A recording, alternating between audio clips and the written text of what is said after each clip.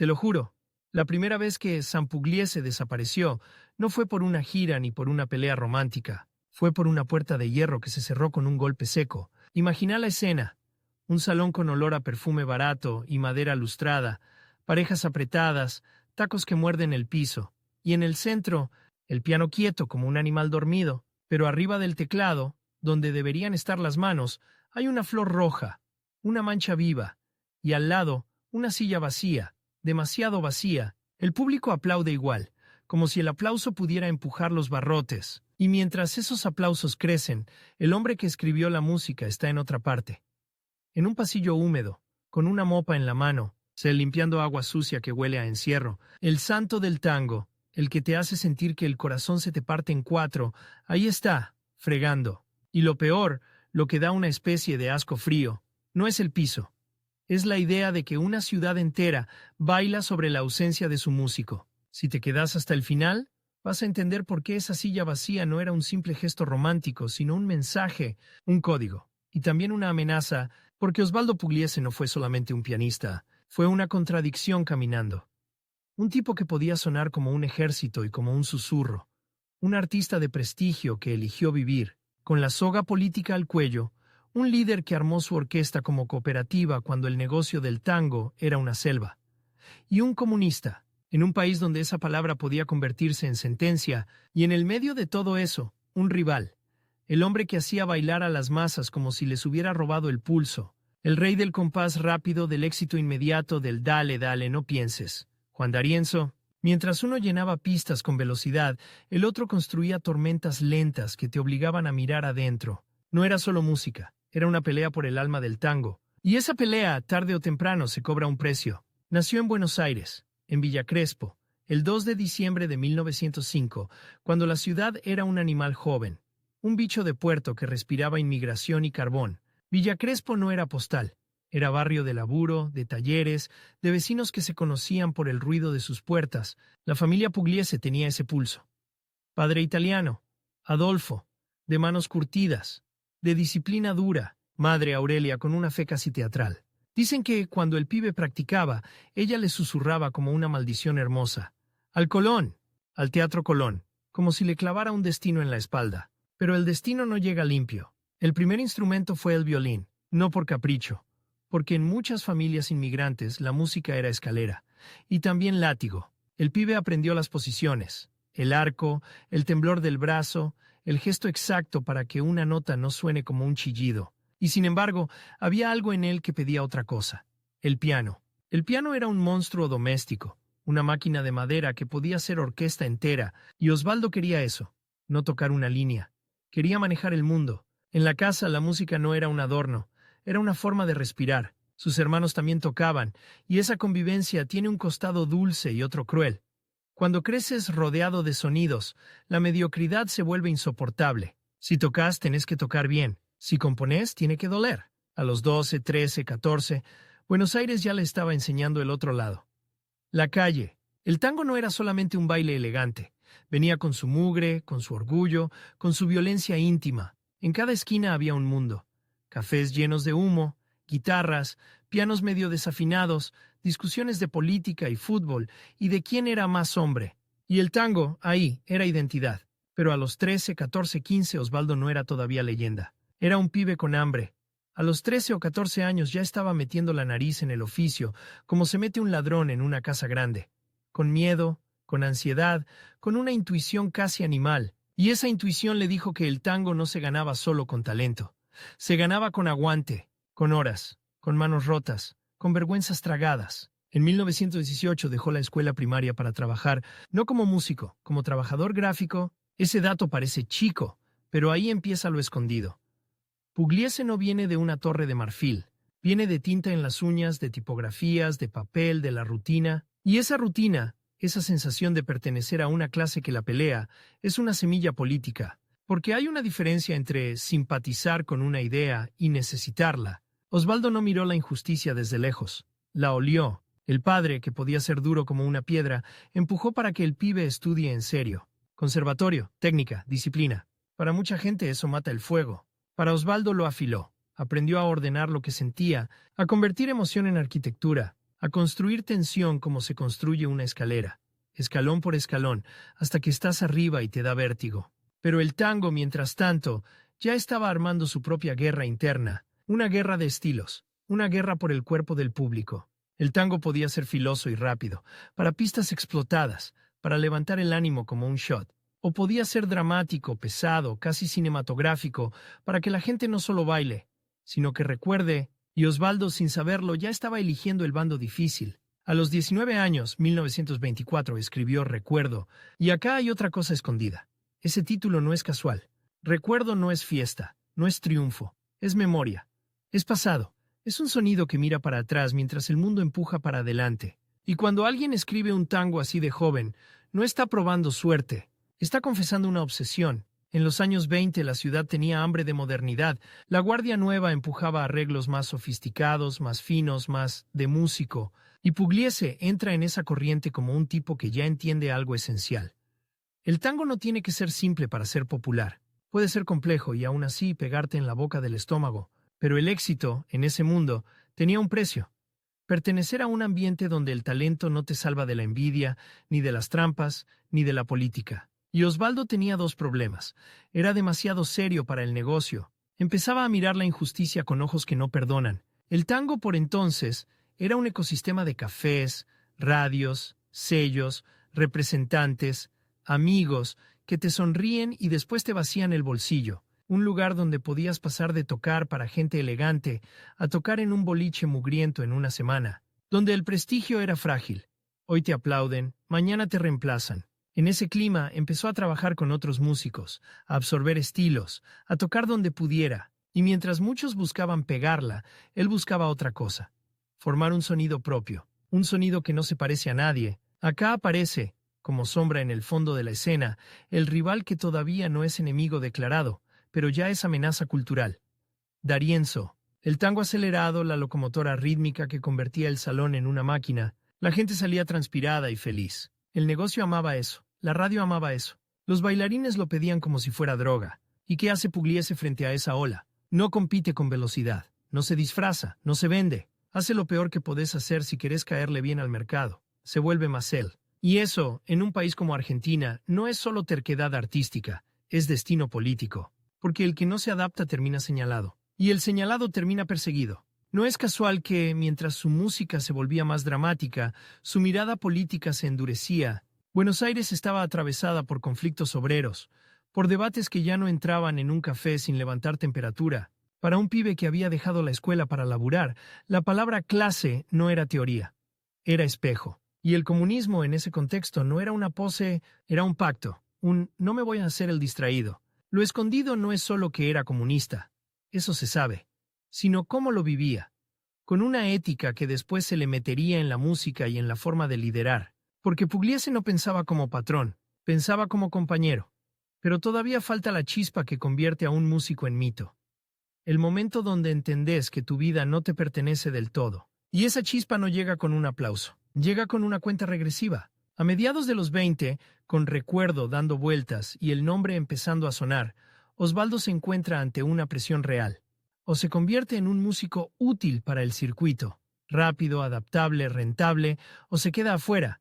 Y quedarse afuera, para un pibe de barrio sin red, es caer al vacío. Ahí aparece el primer reloj, no un reloj literal en la pared, un reloj en el pecho. La sensación de que si no armas tu lugar ahora, te pasan por arriba. Que si no encontrás tu voz antes de que el tango se convierta en una industria cerrada, te convertís en un pianista más. De esos que tocan perfecto y nadie recuerda. Osvaldo eligió la opción suicida, no ser uno más. Se obsesionó con el arreglo, con los silencios, con cómo un golpe puede ser más fuerte si lo atrasás una fracción de segundo. Empezó a escuchar el tango como si fuera teatro. Entradas y salidas, tensiones, climas, como si en cada tema hubiera una escena escondida que el público todavía no veía. Pero iba a sentir igual, y mientras tanto iba juntando bronca. Bronca por la desigualdad, bronca por las injusticias, bronca por un país que te promete ascenso social y al mismo tiempo te recuerda quién manda. Esa bronca no la gritaba con discursos, la guardaba en la música. Y eso es lo que muchas biografías te cuentan por arriba. Que Pugliese era dramático. Lo que se oculta es que ese drama no era estética, era biografía comprimida, pero para que ese drama explote, falta el salto grande. entrar de lleno a la profesión y empezar a ocupar un lugar en el tango real. El de los escenarios, el de los contratos, el de las peleas internas. Todavía no existe la orquesta de Pugliese. Todavía no existe la silla vacía. Todavía no existe la flor roja como símbolo. Lo que existe es un joven que entiende que está por entrar a una guerra y que la guerra no se gana solo tocando bien. Se gana eligiendo qué clase de hombre vas a ser cuando te pidan que te calles. Y esa pregunta en Argentina siempre termina teniendo consecuencias. El primer golpe fuerte no vino de un censor ni de un comisario. Vino del bolsillo. La ciudad podía aplaudirte, pero el dinero era otra música. Y esa música, cuando sonaba mal, te dejaba en la calle. Osvaldo ya estaba metido en el ambiente, codeándose con nombres grandes, tragándose humo y orgullo en los cafés. Y aún así seguía sintiendo que lo miraban como a un pibe de barrio que había tenido suerte. Por eso, cuando en 1926 lo llama Pedro Mafia para tocar el piano en su orquesta, no lo vive como un premio. Lo vive como una prueba. Mafia era una autoridad. Entrar ahí era entrar a un laboratorio donde cualquier error se escucha como una confesión, y Osvaldo no era de los que se perdonan. Se sienta al piano como si el teclado fuera un tablero de ajedrez. Cada nota tiene que justificar su existencia. En cada ensayo va creciendo algo que el público todavía no ve, pero los músicos sí. Esa manera de marcar los silencios, de atrasar, una intención, de hacer que el tango respire como un animal grande. Y sin embargo, adentro de esa orquesta, Osvaldo se siente huésped. Lo alimentan, lo cuidan, lo respetan, pero no es su casa. Todavía no. Ahí aparece su obsesión verdadera, tener su propia orquesta. En 1929 decide hacerlo, se va con Elvino Bardaro, violinista filoso como una navaja, y arman su conjunto. Debutan en el Café Nacional y el impacto es real. No es que la gente les tiene cariño, no. Los escuchan con atención. Hay un rumor, una vibración de acá pasa algo. Y cuando eso sucede, la tentación es inmediata. Salir de gira, aprovechar el momento, hacer plata antes de que el viento cambie. Y acá entra el primer reloj serio de su vida. Un empresario les arma una ruta por el interior, les promete recaudación, contratos, hoteles, les pinta un país esperándolos con los brazos abiertos. Y Osvaldo, que no era ingenuo pero sí hambriento de independencia, acepta. El twist es brutal. La gira es un fracaso económico. No por falta de música, no por falta de calidad. Fracaso porque el tango, lejos de Buenos Aires, era otro negocio, otros códigos, otros bolsillos. La plata no aparece, los compromisos se caen, y de golpe se encuentran en una estación, mirando valijas como si fueran ataúdes livianos, sin guita para volver. Entonces pasa una escena que no suele contarse con la crudeza que merece. Empeñan instrumentos para juntar los pasajes de regreso. Pensalo un segundo. Un músico empeñando su herramienta, entregando una parte del cuerpo, para poder volver a su ciudad. Eso no es mala racha, eso es humillación concentrada. Y esa humillación te marca, te cambia la sangre. Cuando vuelve a Buenos Aires, Osvaldo no vuelve derrotado. Vuelve venenoso, pero en el mejor sentido. Vuelve con una idea fija. Nunca más voy a depender de un tipo que me venda humo. Nunca más. Empieza a tocar con otros directores, a moverse entre orquestas como quien atraviesa trincheras. Pasa por Alfredo Gobi, acompaña cantores, entra y sale de formaciones. Aprende el mapa real del tango.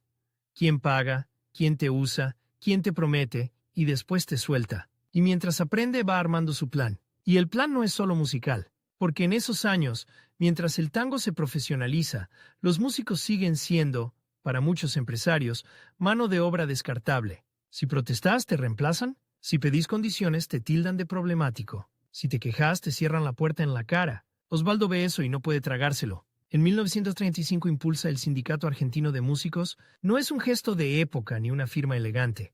Es una línea en la arena. A partir de ahí, ya no es solo el pianista que toca bien. Es el tipo que te puede organizar a los demás. Y eso, en un país que vive mirando de reojo a los agitadores, se paga caro. Al año siguiente, 1936, se afilia al Partido Comunista. Lo hace en días donde la palabra comunista no era un accesorio intelectual. Era una etiqueta que te podía arruinar contratos, radios, amistades. Pero Osvaldo siente algo que muchos esconden. Hay gente que no puede separar arte de dignidad. Para él, la música no era un pasaporte para volverse respetable. Era un arma delicada. Y si era un arma, había que decidir para quién. Mientras tanto, la pelea estética del tango se vuelve una guerra abierta en el cuerpo del público. Y ahí, el rival deja de ser sombra para convertirse en trueno. Juan D'Arienzo. D'Arienzo es el éxito inmediato. El rey del compás. El tipo que agarra un tango y lo vuelve motor. Con él la pista se llena, los bailarines se encienden, la radio lo ama, el negocio lo aplaude. D'Arienzo no te pide que pienses, te pide que sigas. Te arrastra. Y Osvaldo, del otro lado, está cocinando algo más peligroso para el mercado. Un tango que no se conforma con hacerte mover, sino que te obliga a sentir. La rivalidad no es un duelo de egos en un bar.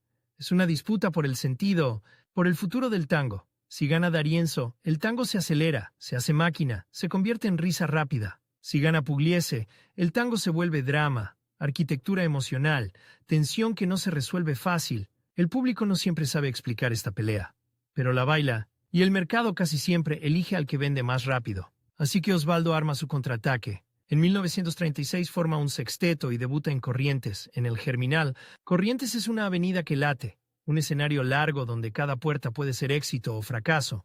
Y el Germinal no era un lugar neutro. El nombre ya sugiere clima, ideas, discusiones. Ahí, Osvaldo planta una bandera. Este es mi sonido. Pero su sonido todavía necesita una forma definitiva.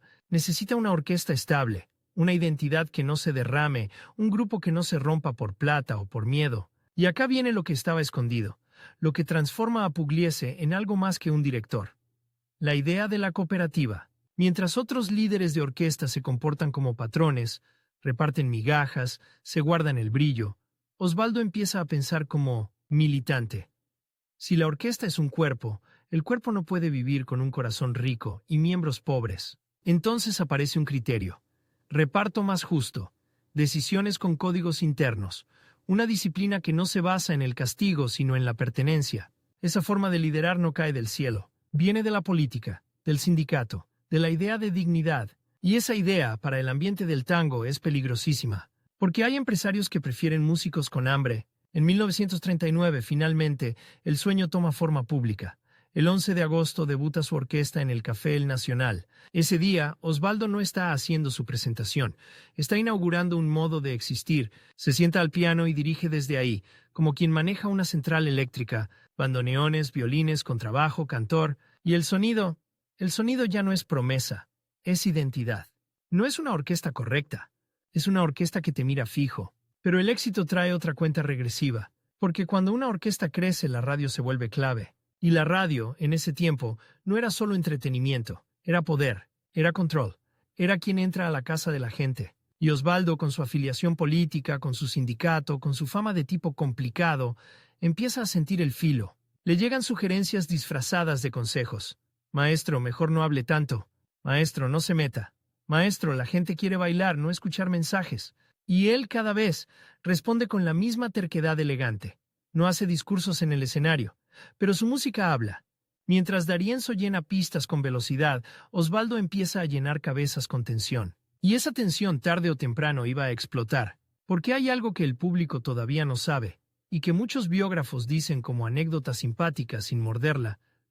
La orquesta de 1919, Pugliese estaba aprendiendo a tocar sin él. No por capricho, no por enfermedad, por otra cosa. Osvaldo empieza a notar que cada vez que el país se endurece, cada vez que el clima político se pone más pesado, su nombre se vuelve una excusa, una justificación para dejarlo afuera, para frenarlo, para marcarlo. Y entonces hace algo que parece romántico, pero es estrategia de guerra. Prepara a su propia orquesta para sobrevivir a su ausencia, como si supiera que iban a intentar arrancarlo del medio. Y eso nos deja en el borde de un precipicio. El sonido crece, la identidad se consolida, el rival sigue reinando en la pista. Y Osvaldo siente que el tiempo se achica. Porque en Argentina, cuando te volvés símbolo, dejas de ser solamente persona, y el sistema empieza a buscar la manera de quebrarte. Hay un momento, un instante mínimo, en el que un director entiende que ya no está dirigiendo música, está dirigiendo una multitud, no con palabras, con respiraciones. Osvaldo lo entendió una noche, cuando la orquesta atacó un arreglo suyo y el salón, sin que nadie lo ordenara, hizo silencio. No el silencio amable de qué lindo, el silencio tenso de ojo, acá pasa algo. Es un tipo de silencio que te da placer, porque te confirma que encontraste lo que buscabas, y al mismo tiempo te incomoda, porque sentís que te están mostrando una herida. Y ahí aparece la primera gran paradoja de Pugliese. Su música seduce como un abrazo, pero te aprieta como un interrogatorio. Él trabajaba así, no como un animador. Como un arquitecto de climas, en vez de subir el tango para ganar aplausos rápidos, lo estiraba, lo cargaba. Lo hacía respirar raro, como si la orquesta fuera un animal enorme que decide cuándo morder. La cocina era obsesiva. En los ensayos, Pugliese no buscaba que todos toquen fuerte. Buscaba que todos piensen igual. El secreto no estaba en la velocidad ni en el virtuosismo, sino en la precisión moral del ritmo. Un acento que cae donde no esperabas. Un silencio que te deja colgando. Un golpe que llega un poquito tarde y por eso duele más. Los bandoneones aprendían a hablar como bloque. Los violines a llorar sin caer en el sentimentalismo barato. El contrabajo marcaba el piso como si fuera el latido de la ciudad. Y encima de todo, el piano de Osvaldo no acompañaba, mandaba, era un martillo y una caricia en la misma mano. Ese estilo no se construye solo con talento, se construye con una ética, y ahí está lo escondido. La ética política de Pugliese se filtró en su manera de hacer música. No era solo comunista en un carnet, era comunista en la organización del trabajo, en la idea de que una orquesta es una comunidad, en que el éxito no puede ser el brillo de uno y la miseria de los demás, en que la disciplina se sostiene con respeto, no con miedo. Por eso su orquesta era distinta. No era una empresa con dueño, era una cooperativa emocional, y eso, en la industria del tango, era casi una provocación. Mientras tanto, la rivalidad con D'Arienzo ya era un hecho del aire. A veces ni se nombraban, pero se sentía como se siente el calor de un incendio a 2 cuadras. Si D'Arienzo era la máquina de hacer bailar, Pugliese era el tipo que te obligaba a bailar con el alma abierta, como si alguien te hubiera sacado la piel. Había gente que decía, Pugliese es para escuchar, no para bailar. Y esa frase es una mentira cómoda, porque el tango de Pugliese se baila, pero te exige, no te deja distraerte. Te pide que pongas el cuerpo con una tensión que no es fiesta. Es drama. Ese era el choque cultural. El negocio quería el golpe rápido, la pista llena, la rotación, el consumo. Pugliese quería otra cosa. Quería que el tango parezca un relato donde cada compás es una frase que puede volverte mejor. O romperte. Y como no podía ganar esa guerra con marketing, la ganó con una bomba estética, una bomba con nombre de onomatopeya, la yumba. Cuando la yumba aparece, no parece un tango. Parece un animal que camina en la oscuridad. Es un golpe repetido, una marcha pesada, un ritual. Para muchos fue un escándalo hermoso. Para otros, directamente una amenaza. ¿Qué es esto? ¿Por qué suena así? ¿Por qué me hace sentir que estoy entrando a un lugar peligroso? Ahí está el truco. La yumba no te pide permiso. Te arrastra. Y mientras el público la descubre, Osvaldo descubre otra cosa. Cuando tu música se vuelve símbolo, tu cuerpo se vuelve objetivo. Porque el país en esos años no era una alfombra roja, era una calle con patrulleros. Un país donde la política te podía cortar la carrera con una firma. A Pugliese lo empezaron a bajar de lugares, a complicar contratos, a cerrarle puertas con sonrisas. Y si eso no alcanzaba, venía lo otro, el golpe en la puerta. El twist no es que lo persiguieran, eso es lo conocido. El twist es cómo convirtió esa persecución en parte del espectáculo sin decir una sola palabra explícita. La orquesta de Pugliese aprendió a tocar con una ausencia en el centro, y esa ausencia no era metafórica, era literal. Hubo noches en que Osvaldo no estaba.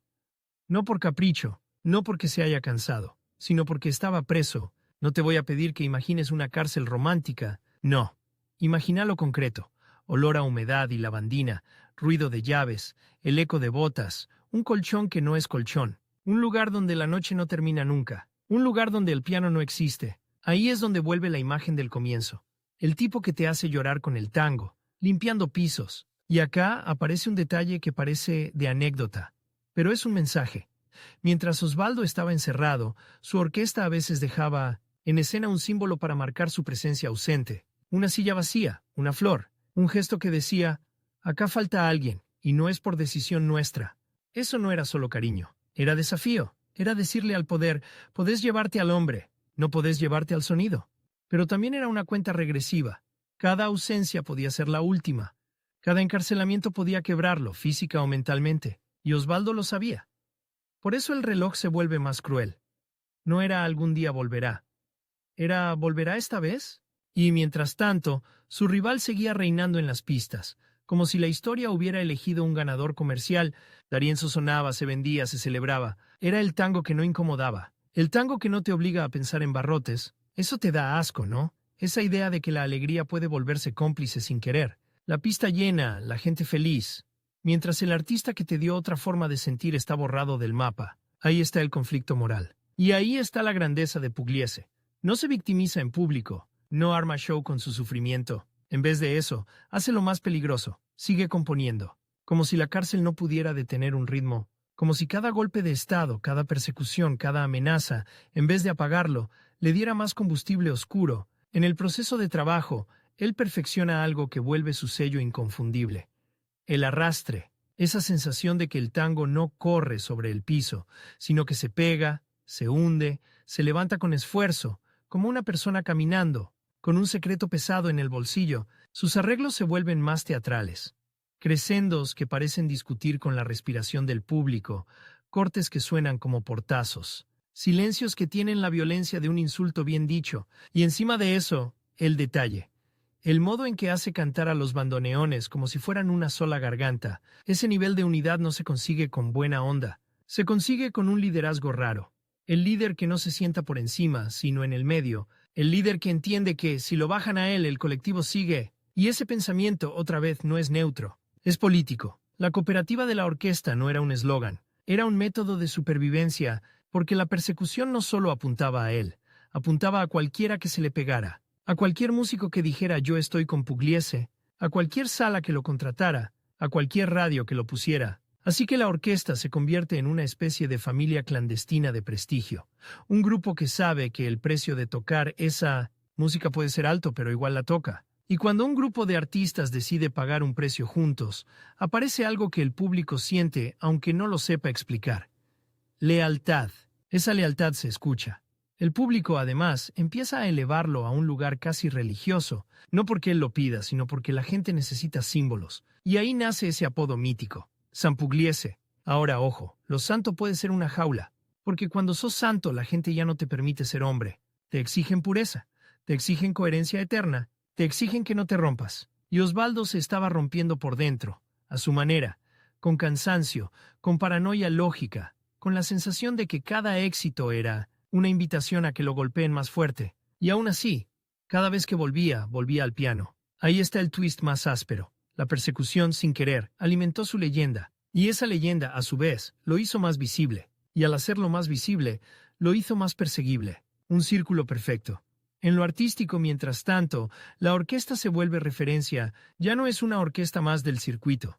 Es la orquesta que abre puertas estéticas, la que vuelve al tango una experiencia de tensión, la que hace que músicos jóvenes digan, quiero esa forma de frasear, quiero esa densidad, la que obliga a que incluso los que no la aman la respeten. Y en esa escalada aparecen decisiones que muestran lo escondido de su carácter. Pugliese no se vuelve más suave para caerle bien al mercado. Se vuelve más refinado, más oscuro, más exacto. Esa es su forma de competir con D'Arienzo. No lo derrota en cantidad de pistas llenas. Lo derrota en profundidad. D'Arienzo te hace salir feliz. Pugliese te hace salir cambiado. Y el tiempo mientras tanto sigue apretando. Porque llega el punto en que el cuerpo acusa recibo. El estrés, la vida de noche, la tensión constante de la persecución, la responsabilidad de una orquesta entera. Hay una sensación de no podés aflojar. No por orgullo, sino por supervivencia. Porque si aflojas, ¿te comen? Ese es el límite temporal para nuestro protagonista. Un horizonte donde su salud y su libertad están siempre bajo amenaza. Donde cada temporada puede ser cortada de golpe por una orden, por una redada, por una mano invisible que te baja el volumen. En ese contexto, Osvaldo hace algo que parece pequeño, pero es enorme. Convierte cada presentación en una forma de resistencia estética. Cada tango tocado con esa densidad es una declaración. No me van a simplificar, no me van a domesticar, no me van a borrar. Y el público, sobre todo el que busca algo más que diversión, empieza a reconocer ese mensaje sin que nadie se lo explique. Lo sienten en el cuerpo, lo sienten cuando el bandoneón cae como un puño, lo sienten cuando el silencio dura un segundo más de lo normal, y de pronto el salón parece un tribunal. Esa es la victoria secreta de Pugliese. No ganó solo con melodías. Ganó instalando un clima, un tipo de verdad, y esa verdad en Argentina suele tener consecuencias atrasadas, porque cuando el país se endurece de nuevo, cuando la política se vuelve cuchillo, los símbolos vuelven a estar en la mira, y San Pugliese, el comunista querido, el director cooperativista, el que no se arrodilla frente al negocio, empieza a acercarse al tramo más peligroso de su vida, la etapa donde el precio ya no es solo incomodidad, sino permanencia. Permanecer o ser borrado. Y lo que viene después no es un final glorioso. Es más complejo, más humano, más brutal. El problema de sobrevivir a la persecución es que, cuando por fin te dejan respirar, descubrís que el aire también puede doler. Porque la libertad no llega como una escena luminosa de película. A veces llega con la misma ciudad de siempre, pero cambiada por dentro. Nuevos dueños, nuevas modas, nuevas radios, nuevos ídolos. Y vos ahí, con tu nombre escrito en las paredes del tango. Y el tango de golpe, perdiendo terreno como si fuera un barrio que se queda sin gente. Osvaldo Pugliese llega a la vejez con un cuerpo que ya pagó demasiadas facturas. Noches interminables, tensión política, responsabilidades. Ese cansancio seco que no se cura con dormir, pero sigue entrando al escenario con la misma ceremonia, con el mismo gesto austero, como si el piano no fuera un instrumento, sino una trinchera. Y ahí aparece el primer giro raro de la última etapa, cuando por fin podría relajarse, no sabe cómo. Porque Pugliese no se hizo leyenda por cuidarse, se hizo leyenda por aguantar. Los años pasan, y el tango, ese monstruo popular que había llenado radios y pistas, empieza a ser desplazado por otros ritmos, por otras juventudes, por un país que se reinventa a golpes. Y de pronto ocurre lo más cruel para un artista que vivió peleando. Ya no lo atacan tanto, pero tampoco lo llaman tanto. Es una forma distinta de violencia. La indiferencia, ahí es donde muchos se apagan, se vuelven museo, se convierten en nombre de calle, en foto en blanco y negro, en qué grande fue. Pero Osvaldo no acepta ese destino. El viejo, el santo, el comunista con cicatrices, decide seguir, y ese seguir no es automático, es una decisión. Un acto de orgullo, sí, pero también de miedo. Porque cuando dejas de tocar, te encontrás con el silencio. Y el silencio es exactamente lo que siempre intentaron imponerle. En esa etapa, la orquesta ya no es solo una orquesta. Es una institución viva, un organismo entrenado para resistir, para adaptarse sin traicionarse. Y eso no se improvisa. Eso se construyó durante décadas, con una lógica que no era la del negocio, sino la de la comunidad. Acá está lo que muchos dicen rápido y no mastican. La cooperativa de Pugliese le ganó al tiempo. Cuando un líder envejece, su obra suele desmoronarse. La de Osvaldo no. La suya estaba diseñada para sostenerse incluso cuando él aflojara, como si hubiera previsto la última amenaza de todas. No la policía, no la censura, sino la biología. Y entonces el reloj vuelve, pero de otra manera. Ya no es ¿me van a meter preso? Ahora es ¿cuántas veces más voy a poder sentarme acá? El tiempo se le vuelve físico. Se lo marca en la espalda, en los dedos, en el cansancio de los viajes. Y aún así, cada vez que se sienta al piano, la música no envejece con él. Se vuelve más pesada, más sabia, más peligrosa, como un cuchillo viejo que no brilla, pero corta mejor. En paralelo, la Argentina vive transformaciones que parecen una novela negra. Cambios de gobierno, tensiones, heridas abiertas, y en ese clima lo político vuelve a tocarlo, aunque él ya sea una figura gigante, porque la memoria no perdona, y los países tampoco. Un símbolo siempre incomoda a alguien, pero acá viene un twist de los que casi nadie cuenta con el filo que merece. A Pugliese lo termina adoptando gente que no es del tango. Empieza a circular como amuleto, como santo pagano, como superstición. Decí Pugliese antes de salir a tocar y te va a ir bien. Lo nombran músicos jóvenes, bandas de rock, artistas que ni crecieron bailando tango, pero sienten que ese apellido tiene algo. Una mezcla de dignidad y destino. Es rarísimo y hermoso, y también un poco repulsivo si lo pensás. Un hombre que sufrió persecución real, convertido en palabra mágica, para que un show salga bien, como si el dolor ajeno pudiera transformarse en estampita. Pero al mismo tiempo, eso confirma algo. Su historia ya no era solo suya, se volvió mito popular, y un mito popular, para bien o para mal, vive en la boca de cualquiera. Mientras tanto, la rivalidad que atravesó su vida empieza a cambiar de forma. Juan D'Arienzo, el rey del compás, el rival simbólico de la pista, ya no es el monstruo presente que ocupa la radio a toda hora. El tiempo hace su trabajo. Los nombres se acomodan, las épocas se cierran, la gente compara con otro tipo de oído. Y ahí, en esa comparación tardía, sucede algo que Osvaldo tal vez sabía desde joven, cuando decidió no correr detrás del mercado. El éxito inmediato envejece más rápido que la profundidad. D'Arienzo queda como el emblema de la pista encendida, Pugliese queda como el emblema de una intensidad que atraviesa generaciones, no porque uno sea mejor, en términos simplistas, sino porque la obra de Osvaldo tiene algo que no depende de la moda. Un drama humano, que se entiende en cualquier época. Es una revancha lenta, una revancha que no se festeja con champán, una revancha que se parece más a una verdad que llega tarde, Y Osvaldo, ya grande, empieza a ver algo que lo descoloca. Los jóvenes vuelven a escucharlo, no como música de abuelos, sino como una experiencia, como si en esa densidad hubiera una puerta secreta hacia una Buenos Aires que no conocieron, pero que intuyen. Vuelven bailarines que no quieren solo piruetas. Quieren sentir el peso, el arrastre, el filo. Ese regreso juvenil, esa especie de resurrección cultural, le da a Pugliese algo que no tuvo de pibe. Tiempo prestado. Pero el tiempo prestado siempre viene con un costo, porque cada aplauso nuevo también es un recordatorio. Mira que no sos eterno. Y Osvaldo no era ingenuo. Él sabía que su leyenda, esa leyenda de San Pugliese, podía convertirse en una trampa. Que el público lo adorara más por el mito que por el hombre.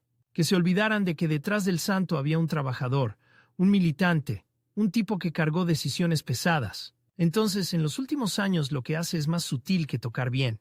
Lo que hace es sostener un estilo de vida coherente, sin grandilocuencia, sin show, sin volverse personaje televisivo, sin vender su historia como mercancía. Esa modestia, que para algunos es virtud, también tiene algo incómodo. Parece que el tipo se negó incluso a disfrutar del triunfo, como si el placer le diera culpa, como si cada momento de calma lo pusiera nervioso, porque él estaba entrenado para pelear. Y aún así, hay instantes de ternura en esa vejez, instantes donde se nota que Osvaldo entiende que ya no está construyendo, está dejando una manera de tocar, dejando una manera de organizar músicos, dejando una idea, que el tango no es solo brillo, es ética. El legado más visible es musical. Arreglos, composiciones, un sonido que se reconoce con los ojos cerrados. Pero lo más profundo es lo que no se graba en un disco. La idea de que una orquesta puede ser un colectivo y no un feudo. En un ambiente donde el ego suele mandar, él hizo algo casi escandaloso.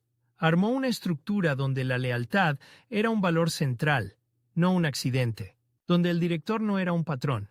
Donde la dignidad del músico importaba. Eso, para muchos, es más revolucionario que cualquier bandera. Y ahora viene la escena final, la que suele contarse con solemnidad, y que yo prefiero contarte con algo de crudeza, porque hay una imagen que te deja sensaciones mezcladas. Satisfacción, interés y un poquito de asco. Satisfacción. Porque el mito se sostiene. Porque el tipo llega a viejo sin haber traicionado su identidad. Interés. Porque la leyenda no termina en un aplauso, termina en una transmisión. Asco.